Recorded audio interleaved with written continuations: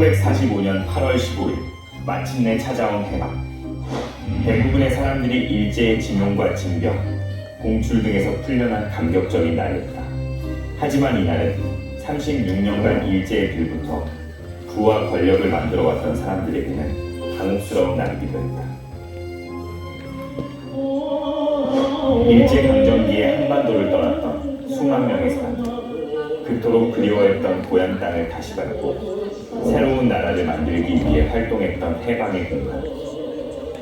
제주도는 그 어느 지역보다 자치의 열망이 뜨겁게 달아오르고 있었다. 그러나 일장기가 내려온 자리에 올라간 것은 미국의 국기 성족이었다. 해방은 왔으나 독립은 이루지 못했던 이 군정 지하의 제주도.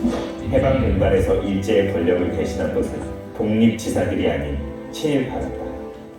일제 공문경찰관이 이군정 경찰이 되었고, 공출을 독려하던 관리는 그대로 면직원이 되는 상황을 지켜봐야만 했다. 그리고 자주 독립을 외치며 하나된 나라를 영원했던 민중들에게 덧씌워진 운명은 바로 빨갱이였다. 1947년 봄, 한반도를 둘러싼 미소 냉전으로 통일 국가의 길은 점점 멀어지고 있었다. 한반도 곳곳에서 펼쳐진 28주년 3.1절 기념대회, 제주에서도 3.1 정신으로 통일 독립 전취, 자주 독립국가 건설 구호를 외치며 3만여 명의 사람들이 국국민학교에 모였다. 기념식이 끝나고 거리 행진 중에 발생한 3.1절 발포 사건. 3.1절 발포 사건은 4.3의 도화선입니다.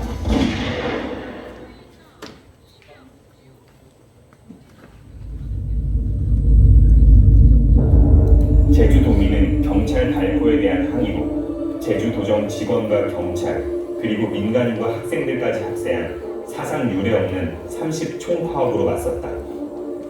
이를 계기로 미 군정은 제주도를 레드 아일랜드로 규정했다. 그리고 남한만의 단독 정부 수립을 준비하던 미 군정은 응원 경찰과 서북 청년단을 파견하여 대규모 검거와 고문, 테러를 일삼며 탄압의 강도를 더해갔다. 1948년 4월 3일, 남한만의 단독 선거를 한 달여 앞둔 시점, 남로당 제주위원회는 탄압이 면 항쟁이다, 단선 단정 반대, 조국의 통일 독립을 기치로 내걸고 공기를 일으킨다.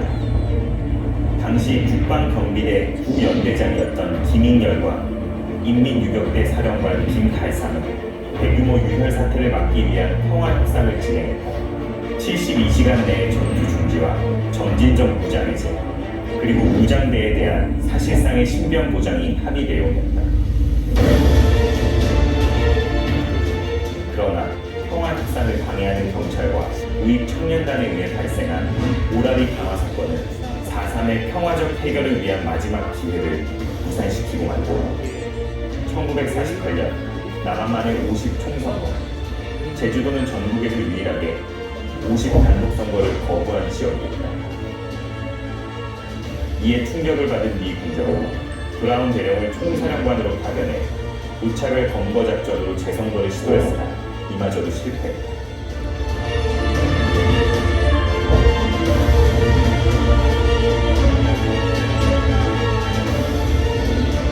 남한만의 선거는 분단은 곧 전쟁을 예고하는 것이었다.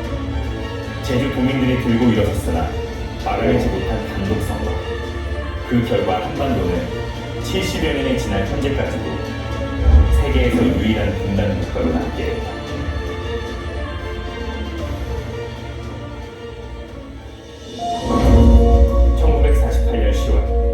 강력한 토벌이 시작됐다. 이승만 정부와 미 군사 고문단이 주도하는 일명 조토화 작전. 해안선에서 5km 이상의 중산간지대를 빨갱이 꼭도 지역으로 규정하고 움직이는 모든 것을 무자비하게 학살하고 불태웠다. 그렇게 불타는 섬 제주도는 거대한 감옥자, 학살터가 되었다.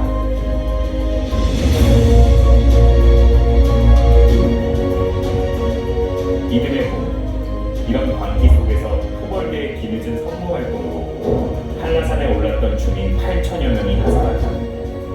대부분 대부분 어린이와 여성, 노인들이었다. 이들 중 2천여 명의 주민이 군법회의에 넘겨지고 불법 재판으로 총살되어 안매장 또는 바다에 수장되거나 전국 각지의 형무소로 끌려갔다. 사륙의 현장을 용케 피해 나간 사람은 6.25 한국전쟁이 발발하면서 범죄 가능성이 있다는 이유만으로 이승만 정권에 의해 집단 학살됐다. 이렇게 제주도 인구의 10분의 1인 3만여 명이 희생됐다. 지금 나는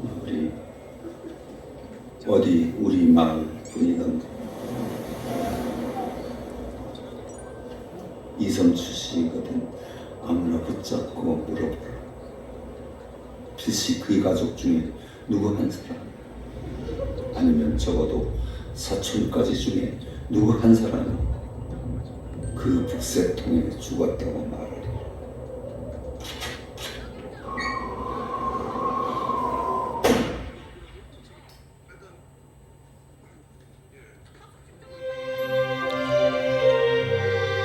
(1954년) 한라산 금종령이 풀리면서 4.3은 일단락되었지만 4.3을 금기시하는 사회적 분위기로 유가족들은 어머니진 말 한마디조차 마음속에 움켜쥐고 쉽게 꺼낼 수 없었다. 긴 세월 배물림된 빨갱이라는 멍해와 연좌제로 선택과 자유가 묵살당했고 죽은 영혼조차 자유를 얻지 못했다. 강요된 침묵이었고 기억의 말살이었다.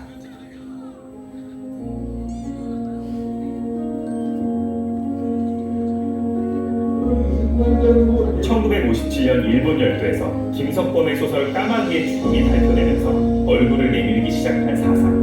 1978년 국내에서 최초로 발표된 현기영의 소설 순이삼초는 4.3의 참혹상을 정면으로 폭로한다. 민주화 열기 속에 진실 찾기가 시작됐던 1980년대 제주대학교에 4.3 분향소가 설치되고 제주지역 시민 운동단체들이 처음으로 공개적인 4.3 추모제를 개최한다.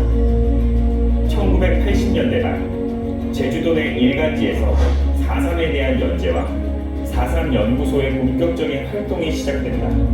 오랜 암흑 속에 갇혀있던 바람시구 유해 발굴은 물론 1993년 제주도 의회 4.3 특별위원회가 구성됐고 이듬해 첫 합동 위령제가 동행됐다. 4.3 진상규명 범국민위원회의 발족, 4.3 진상규명 도민연대가 결성되고 24개 시민단체가 참여한 4.3 특별법 쟁취를 위한 연대회의의 활동에 이르러 1999년 12월 제주 4.3 사건 진상규명 및 희생자 명예회복에 관한 특별법 제정에 이른다.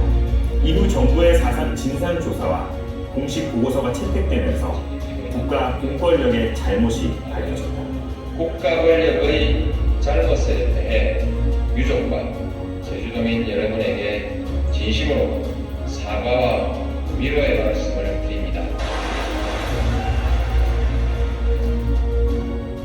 대통령의 공식 사과에 이은 4.3 위령제 참석, 그리고 4.3 희생자 유해 발굴 사업이 시작되며 통한과 어둠의 진실이 세상 밖으로 선명히 그 모습을 드러냈다. 2008년 개관한 제주 4.3 평화기념관, 이름이 밝혀진 14,000여 개의 4.3 희생자 위패가 공안돼 있고 유해 발굴 사업에 의해 발굴된 400여 구의 유해를 모시고 있다. 시신을 찾을 수 없는 희생자 표석 4,000여 개의 넋을 추모하고 백비를 통해 4.3 정명의 과제를 이야기하고 있다. 2013년 4.3 유족회와 경찰 출신 경우회의 화해선언, 2014년 4.3 희생자 추념일 국가기념일 지정, 2019년 1월 4.3 생존수령이 재심재판 공소기각 판결 등 희생과 눈물, 회한과 감동의 순간들이 4.3의 시간을 이끌어왔다. 기억을 바깥에 있던 4.3을 끊임없이 이루어냈습니다. 드디어 우리는 4.3의 진실을 기억하고 드러내는 일이 민주주의와 평화, 인권의 길을 열어가는 과정임을 알게 되었습니다. 항구적인 평화와 인권을 향한 4.3의 열망은 결코 잠들지 않을 것입니다. 제주의 바람에는 별이 돼 사라진 이의 숨결이 실려있고 제주의 파도에는 살아남은 이의 한숨이 배어있다 한다. 질곡의 터널을 빠져나와 평화의 동백꽃으로 부활한 당당하고 정의로운 우리의 역사. 4.3은 우리에게 평화와 인권 그리고 정의를 이야기하고 있다.